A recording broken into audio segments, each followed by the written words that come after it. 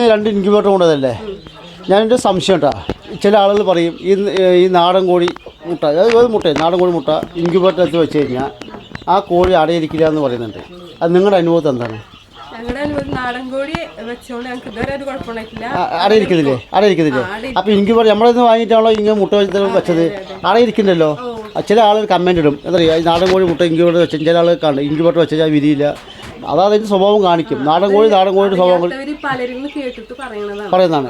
നാടൻ കോഴി നിങ്ങളിവിടെ നാടൻ കോഴിയുണ്ട്, ഞാൻ പല ഭാഗത്തും അടകടക്ക് ഇരിക്കുന്നുണ്ട്, നിങ്ങൾ ഇൻക്യുബേറ്ററിലും വെക്കുന്നുണ്ട്. എവിടെ വെച്ചാലും നാടൻ കോഴി സ്വഭാവം കാണിക്കും അല്ലേ? നമുക്ക് ഇൻക്യുബേറ്റർ ഒന്ന് കാണിക്കും. ഇതിനകത്ത് എത്ര മുട്ട വെച്ചിട്ടുണ്ട്? നമ്മളെ 100 വിരിയും അല്ലേ? ഇത് എത്ര മുട്ട വെച്ചിട്ടുണ്ട്? 128 അല്ലേ? ഇത് 10-15 ദിവസം കഴിഞ്ഞ് വിരിയുന്നു അല്ലേ? ഓക്കെ. നമ്മളെ ജസ്റ്റ് ഒന്ന് അനക്കി കൊടുത്തോട്ടെ മുട്ട. അത് ആളുകൾക്ക് അറിയില്ല. ജസ്റ്റ് ഒന്ന് 5 പേര് വെച്ചൊന്ന് അനക്കി കൊടുത്തോട്ടെ മുട്ട. അങ്ങനെ ഇരിക്കല്ലേ? നമ്മളൊന്ന് സാധാരണ ഞങ്ങൾ എന്ത് അറിയോ? അങ്ങനെ ആയിക്കോട്ടെ കേട്ടോ. പൊട്ട് വേണ്ട. ശരി. ഇതിനകത്ത് നിങ്ങൾ വാങ്ങിയിട്ട് നിങ്ങൾക്ക് നമ്മുടെ റിസൾട്ട് എങ്ങനെയാണ് അതിനെക്കുറിച്ച് ഒന്ന് പറയും. കുഴപ്പമില്ല. ഒരാൾ ഇതും കൂടി 2 ഇൻക്യുബേറ്റർ കൊണ്ട് ഒരു ജീവിതമാർഗം മുന്നോട്ട് പോകാൻ പറ്റുമോ? ചെറിയ രീതിയിൽ ജീവിക്കാൻ പറ്റുമോ?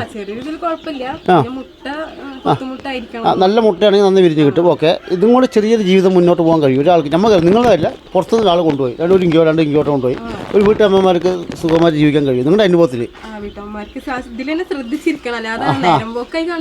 പറ്റില്ല, കിട്ടില്ല. ഇതിനോട് ശ്രദ്ധിച്ചു കഴിഞ്ഞാൽ കിട്ടില്ലേ?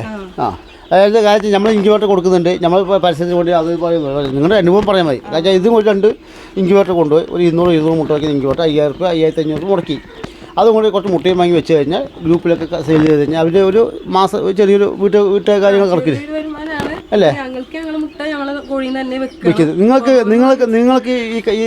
ഇതും കൊണ്ട് നന്നായി ജീവിതം മുന്നോട്ട് പോകുന്നുണ്ടോ? അതിന് അത്യാവശ്യം നിങ്ങളുടെ കാര്യം നടക്കുന്നുണ്ടോ? ശരിയായി വരുന്നുണ്ട്. ഇത്രയും കാശൊക്കെ മുടക്കിയിട്ട് നല്ല കൂടൊക്കെ പോകുന്നുണ്ടല്ലോ. അത്രയും നല്ലൊരു പൈസ മുടക്കിയിട്ടുണ്ട്. ഇനി അത് തിരിച്ച് കിട്ടണം അല്ലേ? ശരി. അല്ല, അപ്പോൾ ഇത് നിങ്ങളുടെ അനുഭവമാണ് മറ്റുള്ള കർഷകർ എടുക്കും. അപ്പോൾ ഇത് കാര്യം ചെയ്യുക. ഇതിൽ എന്തെങ്കിലും കുഞ്ഞുങ്ങളുടെയൊക്കെ നമ്മൾ വിൽക്കാൻ നിങ്ങൾ നമ്പർ കൊടുക്കുന്നുണ്ട്. നിങ്ങൾ പെറ്റ്സ് വണ്ടി നമ്മുടെ വണ്ടിയൊക്കെ മലിനമായ സഹജീവി വണ്ടിയൊക്കെ ഉണ്ട്, അതിൽ കയറ്റി വിടുക. അപ്പോൾ പരമാവധി അല്ലെങ്കിൽ നിങ്ങളിത് കുഞ്ഞുങ്ങളെ വാങ്ങട്ടെ. നല്ല രീതിയിൽ ഇനിയും ബിസിനസ് മുന്നോട്ട് പോകട്ടെ കേട്ടോ. ശരി.